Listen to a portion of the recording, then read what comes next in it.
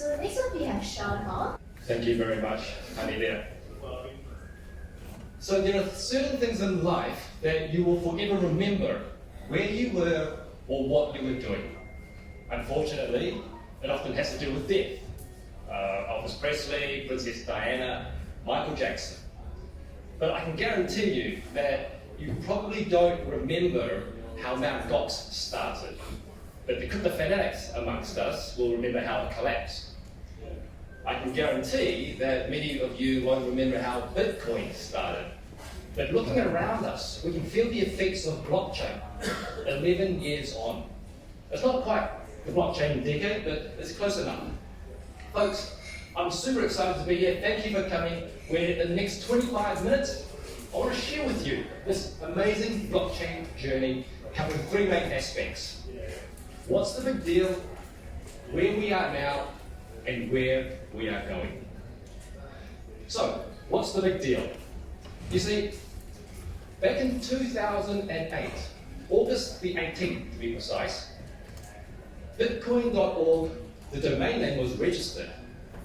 2 months later, there was this message on this cryptography mailing list where the now infamous Bitcoin white paper called a peer-to-peer electronic cash system was introduced to the world by none other than Satoshi Nakamoto, him, her, or themselves. What happened next was that in January 2009, the very first Bitcoin was transferred from Satoshi Nakamoto to someone by the name of Hao Finney. And apparently he's currently being cryogenically frozen in the state of Arizona, being supported by Bitcoin until at a time when potentially he could be brought back to life if you believe in that stuff. You can Google that. What happened next was in the next 2 years, this mythical monster or creature lay in the realms of a geek world where programmers would come out late at night and speak in tongue, talking about command line, JSON, RPC, SHA-256 collisions, bootstrapping and IRC nodes. And what does all this mean? People talked about nonces, hash functions, and even big and little endians. Also in the early days, there were rounding glitches in Bitcoin, believe it or not. Transactions also disappeared. But then the geeks looked under the covers and they saw that there were transactions that were being grouped together and then linked to one another. And the reason why is that you could make sure that a single transaction was not spent twice. And that was the key. So you might be thinking, well, hasn't this been done before? Is this new? Well, yes and no. Yes, because in 1989, there was something called DigiCash, created by David Chow. There's eGold, Jackson Downey 96, you can see Big Money, BitGold, Liberty Dollar as well. So all of these were in the late 90s. But they were missing one thing. Can anyone tell me what that one thing was? Distributed ledger, yep. They were all centralized. So this is the no part. They did not last or stand the test of time. But the Bitcoin decentralized network has been beating ever since, non-stop. So, from that time, in 2011, came the rise of the altcoins or alternative coins, of which Namecoin was the very first one in April of that year. Come 2012, 2013, there was the rise of the alt chains. Lots of different flavors of blockchains were created. Not to mention the self-appointed, self-acclaimed blockchain consultants. I'm not sure if there are many here. And then 2014, Ethereum was created and had an ICO, or they called it a crowd sale at that time. Can anyone remind me of how much they raised? $18.4 million. And prior to that raise, there had been only 8 other organizations or groups that had performed the race earlier. Move forward 12 months to 2015, July 31st, the Ethereum network went live. That's 4 years ago, and a lot has happened since. You may have heard of the rise of ICOs, the craze, and you would have heard about the SEC's crackdown of ICOs. Then we had, 6 months ago, Facebook's announcement, and up until a month ago, China's announcement of their involvement in blockchains as well. So, if we look at this, for those of you who were around during the internet boom, or the creation of the internet gave us the ability to communicate and interact. But using the internet, blockchains and distributed technology is allowing us to self-organize and to transact. And with that, folks, that is a big deal.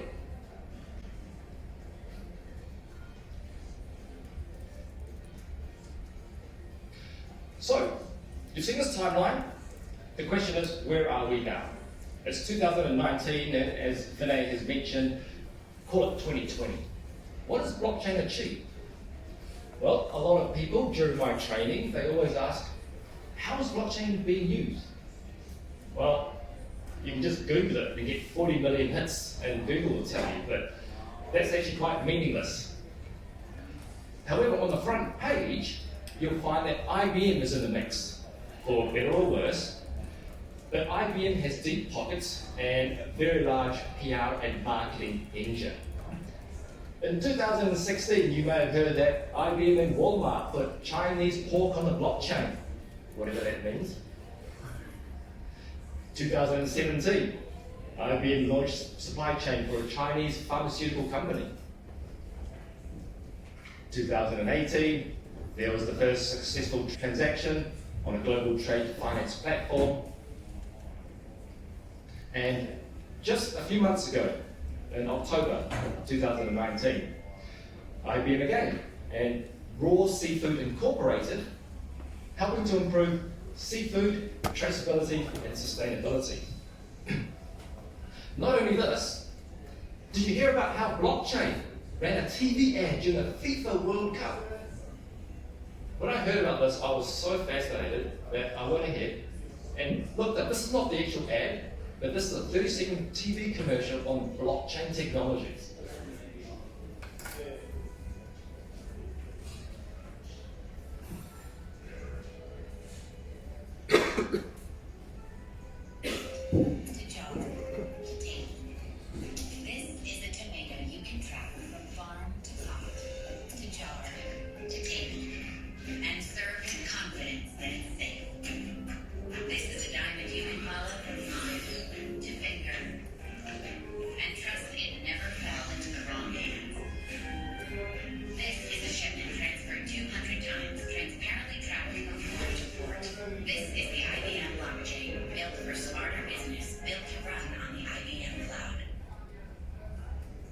Now, I don't know how you feel about that, but that makes me feel weird.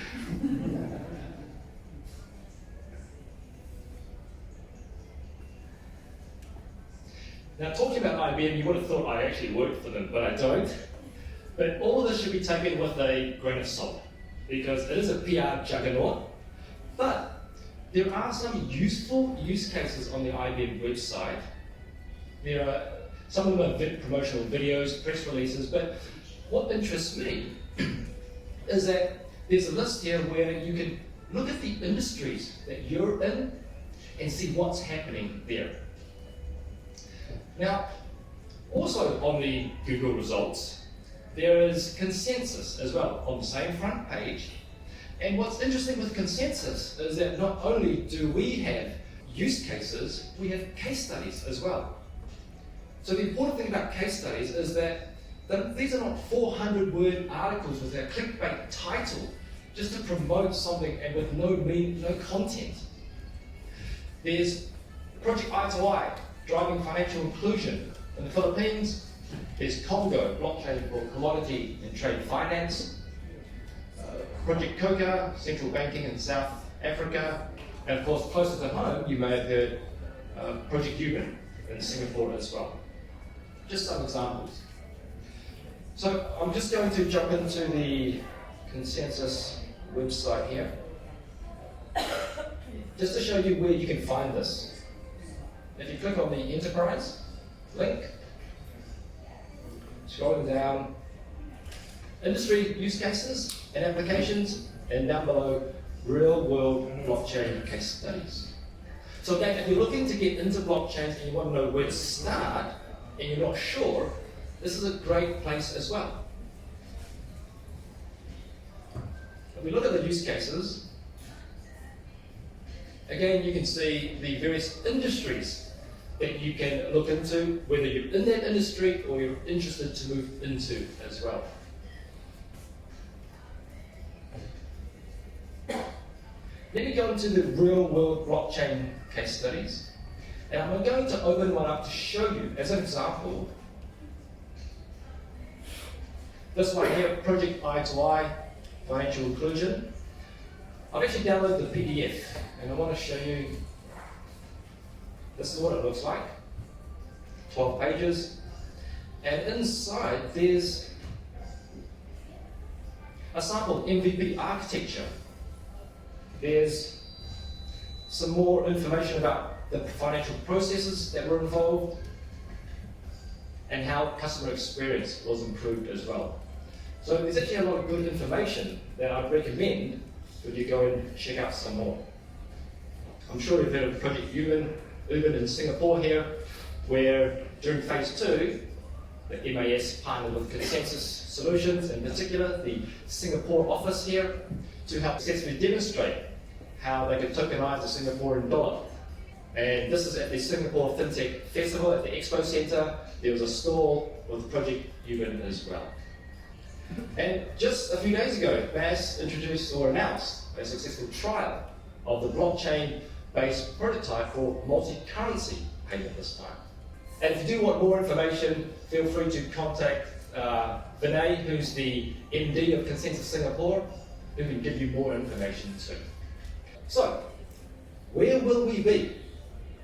At the beginning, you heard me talk about Libra, Facebook, and you heard me mention about China. And at the Singapore Fintech Festival, people talked about the tokenization of everything. Just those 3 ideas can give you an idea of where we are heading. So, when a company with just under 2.5 billion users, a third of the people on this planet, announced that they're going to create a cryptocurrency, you've got to stand up and listen. You know what? I've got an idea. What if there was a new currency for the world? What if your money was as mobile as you are? What if there's a new way to save, send, and spend? What if money could cross borders as easily as information? What if there was a better way, a better wallet, for a better kind of money? You could send your money online in seconds with just a few clicks. But you know what? Back in 2008, that was what Bitcoin was talking about. But everyone said it was criminal money, it's used for drugs, it won't work. But fast forward 10 years, I copied this from the Facebook website called calibra.com. And this is what the website looks like. There's a wallet. All the quotes that I mentioned, they'll pop up. Imagine if cash became digital. Wow, really new concept. Imagine if more people had access to the global economy. A new global currency on a new global network. Okay, that's Facebook. And I did mention about China making an announcement. Don't think I can read Chinese, so thank God for Google. You can see here, I won't read it, but China has gone in on the action. So I've been researching this thing for many, many years, and when China has made an announcement, we all should listen. There's a short video that I want to show you here of how China is changing the world, and I'll tell you why this is interesting after I play it.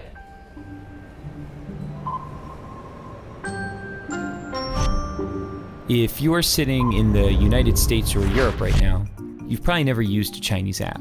But the reality is, if you want to know how the internet will develop, China, the land once known for its cheap ripoffs, has actually become a guide to the future. You know, the internet is the internet, but for China, the internet is more like an intranet. It's largely walled off from the Western world by this incredibly complex system of filters and blocks that we call the Great Firewall. And basically, the Great Firewall blocks any foreign site the Communist Party doesn't think it can control. So that means there is no Facebook, no Twitter, no Google. Instead, what filled the internet vacuum was a generation of Chinese copycats that have grown into huge companies. So for Google, you had Baidu. For YouTube, you had Youku. For Twitter, you had Sina Weibo, and the list goes on and on. It's almost as if the Chinese internet is a lagoon as an aside to the greater ocean of the internet. And in that lagoon, there are these swamp monster apps that bear some resemblance to the creatures in the ocean, but are mutated in some ways because they evolved in a different kind of environment. But things have started to shift in the sense that before, no one outside of the lagoon really cared about the swamp monsters. But now all of a sudden, some of the features they've developed are so amazing that Western apps are trying to copy them. And the greatest example of this is WeChat. WeChat is an example of, for lack of a better word, a super app. It's a Swiss Army knife that basically does everything for you. It's your WhatsApp, Facebook, Skype, and Uber. It's your Amazon, Instagram, Venmo, and Tinder. But it's other things we don't even have apps for. There are hospitals that have built out whole appointment booking systems. There are investment services. There are even heat maps that show how crowded a place is, be it your favorite shopping mall or a popular tourist site. The list of services goes on basically forever. But it's not the variety of things you can do on WeChat that makes it so powerful. It's the fact that they're all in one app. So why does that matter? Hypothetically, imagine you're... I'll pause it there. If you're interested, I've got links to it. But has anyone seen this before already? No? So, believe it or not, that video is 3 years old already, 2016.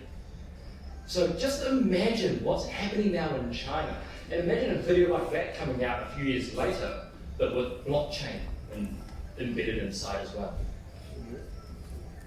So another side story here, I was on Twitter the other day, and I saw this little tweet come out. China blockchain media push continues. Chongqing Daily with a feature on blockchain's applicability to agriculture. Chongqing is a city of 30 million people, by the way. Now, I wouldn't have looked at this twice if I didn't see the word Chongqing, and I'll tell you why. When I was young, growing up in New Zealand, I would be teased, typically.